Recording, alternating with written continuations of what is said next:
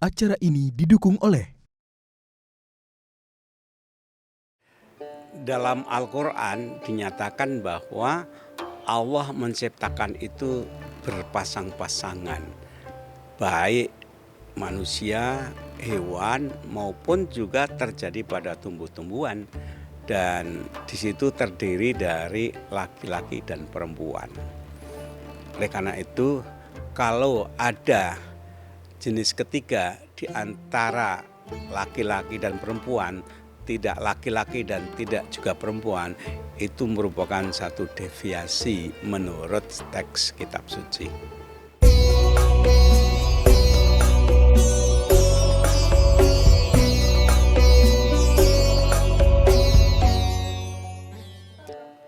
Assalamualaikum warahmatullahi wabarakatuh. Para pemirsa, kalau kita amati kehidupan hewan, tumbuh-tumbuhan, terlebih-lebih manusia, Allah menciptakan mereka itu hidup berpasang-pasangan. Dalam diri manusia khususnya litaskunu ilaiha, agar dengan pasangan-pasangan itu kemudian Anda bisa kerjasama, tumbuh rasa cinta, sehingga engkau mendapatkan ketenangan hidup. Bahkan dalam Ar-Rum itu ada 6 ayat berturut-turut yang dimulai dengan wamin ayatihi, di antara tanda-tanda kekuasaan Allah. Setelah Allah menjelaskan tanda-tanda kebesarannya itu berupa semesta yang besar ini, kemudian bagaimana manusia awal mula diciptakan dari air mani, kemudian manusia tumbuh yang jumlahnya sampai sekian 8 miliar. Bahkan kemudian di antara tanda-tandanya itu engkau amati ada halilintar yang menakutkan, tapi juga kadang hujan yang sejuk, yang menenangkan, angin dan sebagainya. Perilaku alam ini semua merupakan tanda-tanda kebesaran Allah. Nah, di antara ayat-ayat itu diselipkan, di antara tanda-tanda kebesaran Allah itu adalah Allah menciptakan dari diri manusia itu pasangan laki dan perempuan agar engkau saling berkenalan, saling mencintai, dan agar engkau hidupnya bahagia, tenang, dan damai. Artinya apa? Bahwa hidup yang begitu besar ya, alam ini ya, ini terlalu besar, kadang menakutkan. Pada akhirnya ketenangan itu didapati ketika keluarga, pasangan mendapatkan ketenangan, saling mencinta. Kalau saja tidak punya pasangan, tempat untuk sharing, saling mencinta, berbagi jerih payah, suka duka, maka hidup ini terlalu besar dan pasti sangat melelahkan. Untuk apa orang kaya raya tapi dia tidak punya pasangan, tidak ada tempat untuk curhat, untuk berbagi. Contohnya sederhana saja. Misalnya Anda menikmati makanan enak sekali di sebuah restoran yang terkenal, yang besar. Kemudian Anda book restoran itu. Anda sendiri makan di situ. Makannya dihidangan banyak sekali, tapi Anda sendiri. Pasti tidak akan enak. Anda dianggap aneh gitu. Kebahagiaan itu kan minimal engkau dengan pasanganmu, dengan keluargamu, untuk orang lain engkau makan. Jadi sendiri itu sebuah beban hidup yang berat sekali, sendiri. Atau misalnya Anda terkesan dengan sebuah bioskop, tontonan. Anda book bioskop itu, Anda tonton sendiri. Pasti nggak indah, tidak nyaman. Jadi mau restoran sendiri, bioskop sendiri, Anda rekreasi sendiri, tidak akan mendapatkan kenikmatan. Karena keindahan, kebahagiaan itu perlu dibagi, diceritakan, diomongkan, share dengan orang lain. Dan orang lain yang paling setia itu adalah yang punya kecocokan dan ikatan batin, yaitu suami, istri, atau keluarga. Anda rekreasi, tapi sendiri saya yakin tidak bahagia. Tapi kalau Anda rekreasi bersama keluarga, pasti akan terjadi pelipat gandaan kebahagiaan. Inilah sebabnya ya mengapa Islam sangat peduli pada institusi keluarga. Bayangkan kalau tidak ada ikatan keluarga, bagaimana nanti kelanjutan hidup? Ada warisan, ada orang sakit, ada nasib, macam-macam. Siapa yang peduli? Negara iya, tapi negara tidak cukup. Negara tidak bisa menggantikan ikatan keluarga. Islam sangat menekankan qu anfusakum wa ahlikum naro. Bahkan jagalah keluargamu dari api neraka. Lebih dari itu apa? Engkau hidup itu lahir, tumbuh, bermasyarakat, menjadi pintar, menjadi kuat, jadi apapun itu kan tumbuh dalam keluarga. Makanya seorang pemimpin yang otentik siapa? Yang mereka tumbuh dan keluar dari keluarga yang baik. Kalau orang dalam keluarganya itu baik, bahagia, saling mencintai, penuh cinta kasih, ketika keluar dia akan berbagi bahagia, dibagi pada orang lain. Tapi kalau dalam kehidupan keluarga Anda mengalami defisit, krisis kasih sayang, Anda akan mencari kebahagiaan, kompensasi di luar, dan biasanya tidak akan ketemu. Pemirsa, ini ada pertanyaan netizen. Bagaimana kalau seseorang usianya udah 40 tahun, belum dapat pasangan, apakah dia bisa hidup bahagia? Nah, bisa saja, karena pasangan itu kan bisa pasangan diskusi, pasangan kawan bisnis, ya, kawan hidup, kawan. Hanya saja memang ada satu yang kurang. Kalau tidak terjalin, tidak punya hubungan suami istri. Namun demikian, manusia kan ada pengecualiannya. Ada orang yang tidak mampu atau ada orang yang tidak berminat. Ada orang yang ingin mengabdikan hidupnya untuk Tuhan yang dimanifestasikan melayani hamba-hamba Tuhan. Entah pengabdian sosial atau bisnis atau hobi apa. Hanya saja memang salah satu elemen hidup ini ada yang namanya pasangan suami istri, itu tempat untuk berbagi suka dan duka. Itu sangat dirasakan. Tapi ada kasus-kasus orang yang tidak mengalami seperti itu, ya tidak apa-apa. Bagi orang yang tidak punya pasangan suami istri, mereka bahagia dengan being single-nya itu udah bahagia. Dia merasa berpasangan dengan Tuhan, cinta kasihnya, itu bisa saja seperti itu.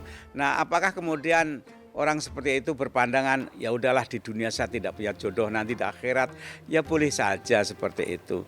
Namun gini ya, ketika Al-Quran ngomong tentang jodoh, bidadara-bidadari, ada itu kan mungkin satu bahasa metafor saja.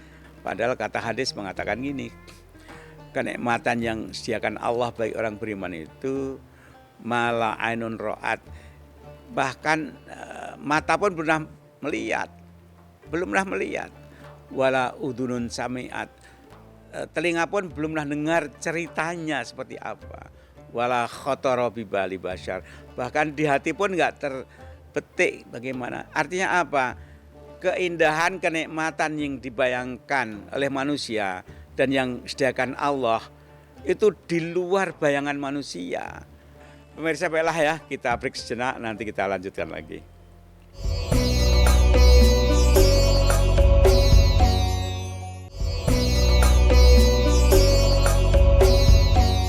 Pemirsa, kita lanjutkan. Ini ada pertanyaan seputar poligami. Pertama, Al-Quran menjelaskan bahwa manusia itu hidup berpasang-pasangan. Bagaimana kalau pasangannya itu lebih dari satu? Poligami. Ini juga sering disampaikan, Nabi Muhammad itu kan banyak istrinya. Nah, sekarang begini, kalau kita lihat sejarah jauh ke belakang sebelum Nabi Muhammad, nabi-nabi itu dulu istrinya banyak. Raja Sulaiman, Nabi Sulaiman itu banyak. Nabi Dawud banyak istrinya banyak. Justru pada Nabi Muhammad itu dikerucutkan. Memang dipersempit hanya jadi 4. 4 pun itu sungguhnya ada ayat berikut yang mengatakan bahwa silahkan engkau 4 istrimu. Tapi kalau tidak bisa 1 saja. Fa'ilam ta'dilu fawahidah. Nah, ada ayat dalam surat An-Nisa bahwa sungguhnya kita itu tidak mungkin berbuat adil walau harostum, walaupun engkau berniat ingin adil, enggak mungkin. Jadi Al-Quran sendiri membuka, pertama gini, Al-Quran itu menutup, mengerucut gitu. Dibandingkan sejarah sebelumnya itu mengerucut. Ditutup 4. Kecil sekali dibandingkan yang dulu 4. 4 pun sungguhnya dikerucut lagi hanya 1. Allah ta'dilu. Engkau enggak mungkin adil. Artinya apa? Kalau toh poligami itu sungguhnya jalan keluar yang darurat sekali.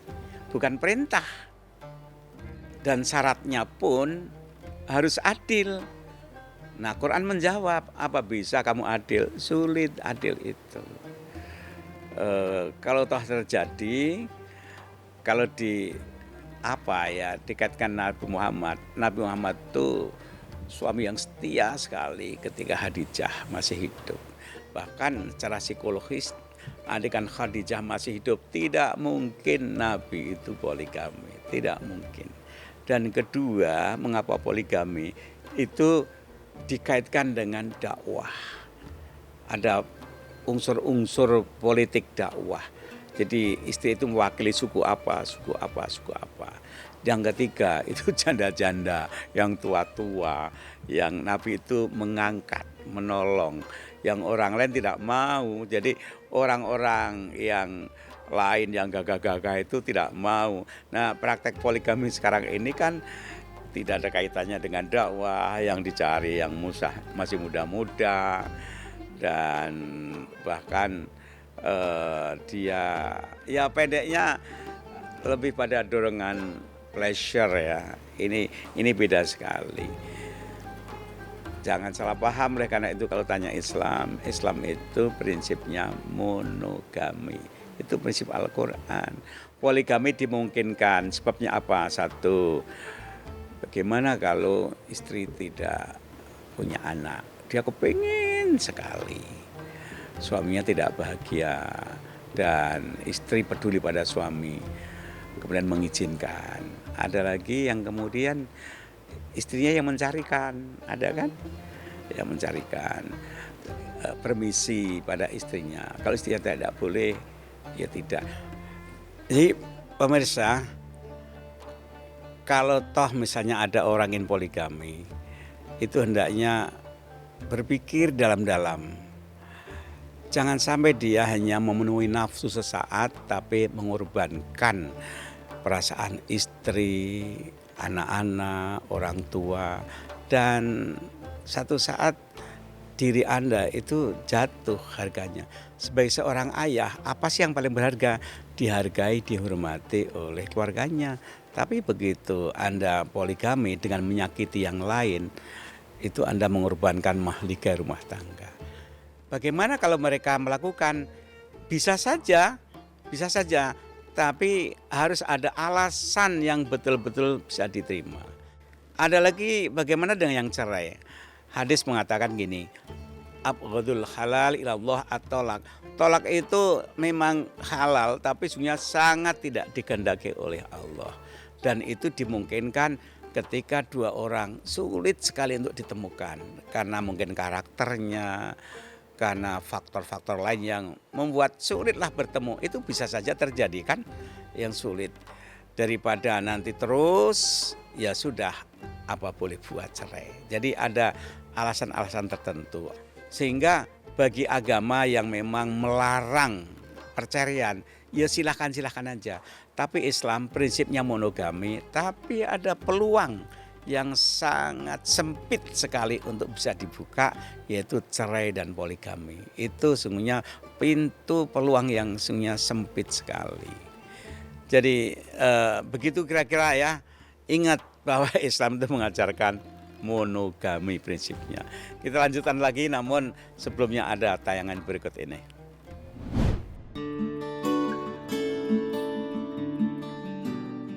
Keluarga bukan hanya sekedar status yang dimiliki sejak lahir. Akan tetapi, pembentukan keluarga harus didasarkan pada prinsip keyakinan, di mana keluarga sebagai fondasi utama dalam membangun pribadi individu. Islam menempatkan keluarga dalam posisi yang sangat mulia, dengan memberikan pedoman untuk membangun keluarga yang penuh dengan kebahagiaan, kedamaian, dan ketenangan. Salah satunya ialah suami dan istri, memiliki peran yang saling melengkapi. Keduanya harus saling mendukung satu sama lain. Suami wajib memberikan nafkah kepada keluarga, sementara istri wajib menjaga rumah dan mendukung suami. Untuk anak-anak harus menghormati orang tua dan berbakti kepada mereka. Anak-anak dalam keluarga adalah amanah yang harus dijaga dengan penuh kasih sayang. Salah satunya ialah dengan mendidik anak dengan kelembutan, kasih sayang, dan pengertian. Orang tua memiliki tanggung jawab besar terhadap pendidikan dan pembentukan karakter anak. Tidak hanya mencakup kebutuhan materi, tetapi juga pendidikan moral dan spiritual. Saling menghargai dan menghormati antara anggota keluarga adalah prinsip dasar yang diajarkan oleh Islam. Setiap anggota keluarga harus saling menghargai peran dan tanggung jawabnya masing-masing. Memiliki komunikasi yang baik adalah kunci dalam membangun keluarga yang harmonis. Suami dan istri harus dapat saling berkomunikasi dengan terbuka, mendengarkan satu sama lain, dan menyelesaikan masalah secara bersama. Tidak hanya itu saja, orang tua juga harus membuka ruang bagi anak-anak untuk berbicara dan menyampaikan perasaan mereka, supaya anak-anak merasa dihargai dan didengar, serta merasa nyaman dalam berbicara tentang perasaan mereka.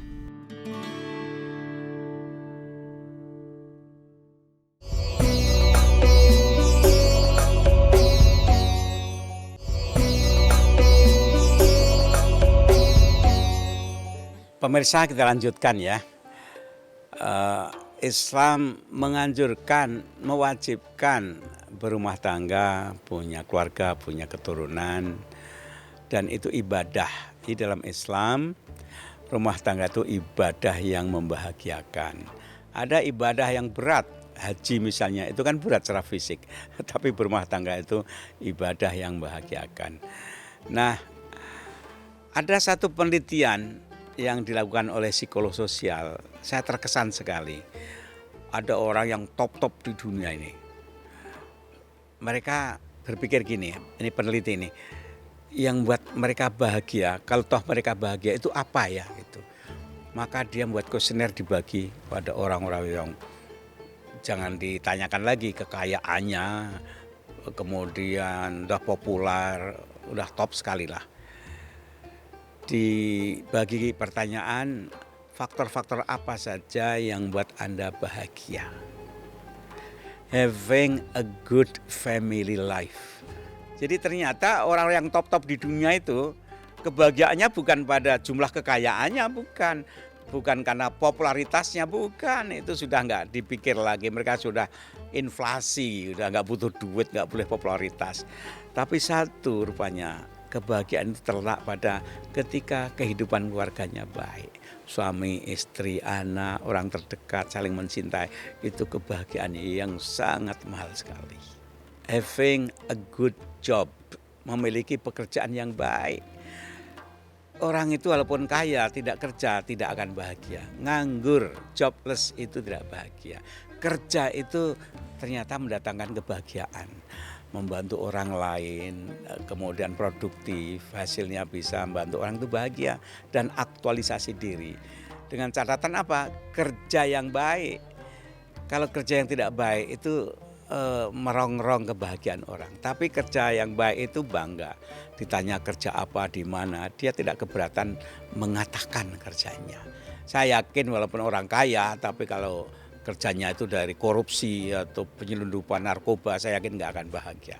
Jadi having a good job itu salah satu syarat kebahagiaan.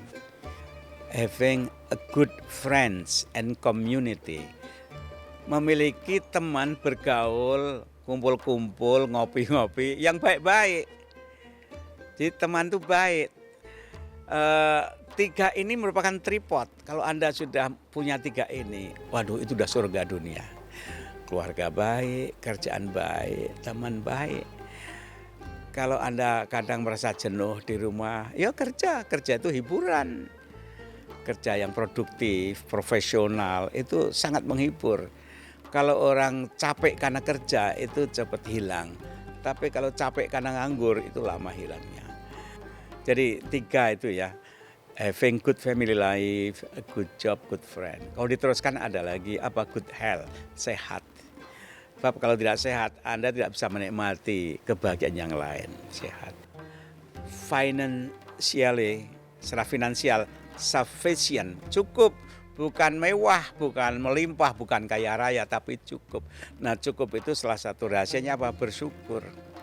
Kalau orang tidak pernah bersyukur, tidak pernah akan cukup. Cukup, ini penting sekali cukup. Kebahagiaan itu apa? Dignity and freedom. Orang punya harga diri, dihargai. Dan hidupnya itu merdeka, tidak di bawah penindasan, ditekan, di kantor tertekan, di mana-mana tertekan, nggak akan bahagia. Jadi orang itu makanya hendaklah saling menghargai yang lain. Suami istri itu memberi ruang kebahagiaan, menghargai kemerdekaan orang lain. Jangan menindas. Kalau menindas nggak akan bahagia. Harus membebaskan, harus saling menghargai. Dan menghargai itu ternyata ya orang merasa dihargai itu juga sumber kebahagiaan. Jangan dihinakan. Al-Quran hadis jelas sekali seperti itu, melarang. Belief system, orang itu hidup punya nilai-nilai, punya kepercayaan, punya faith. Kalau orang beragama ya punya iman. Semuanya itu menentukan. Kalau aku berkeluarga itu karena ibadah niatnya. Aku kerja yang halal. Kalau aku punya rezeki, aku sodako, zakat. Itu kan agama mengajarkan. Kalau aku berkawan, pilih yang baik. Banyak doa-doa Nabi yang sungguhnya sejalan dengan 7 faktor tadi. Misalnya ada doa, Rabbi adkhilni fi ibadika sholihin. Ya Allah, temukanlah aku dengan orang-orang yang soleh. Ya, orang soleh itu juga akan mengaruhi perilaku kita. Ada lagi misalnya, Allahumma inni a'udzubika, ya Allah aku berlindung padamu. Berlindung dari apa? Min walabatid daini wa qahrir rijal. Aku berlindung dari hidup tergelebet hutang dan hidup di bawah penindasan. Jadi itu doa-doa itu diajarkan Nabi 14 abad yang lalu sebelum ada penelitian bahwa salah satu sumber kebahagiaan itu orang hidup merdeka, tidak tertindas, tidak terjajah secara ekonomi maupun politik. Iman tadi mengajarkan. Kalau hidup ini bukan iman, ketika meninggal nanti apa yang kita bawa? Kita lahir tidak bawa apa-apa, pulang nggak bawa apa-apa, meninggal apa yang kita bawa? Yang kita kejar-kejar dunia kita tinggal. Yang kita bawa 2, iman dan catatan amal kita. Gitu. Jadi kalau toh Anda punya kawan, Anda punya pasangan, kalau dalam agama pasangan hidup itu pasangan yang mendorong, mengajak kepada jalan kebaikan. Ya, kira-kira gitu. Semoga menjadi renungan kita semuanya. Wassalamualaikum warahmatullahi wabarakatuh.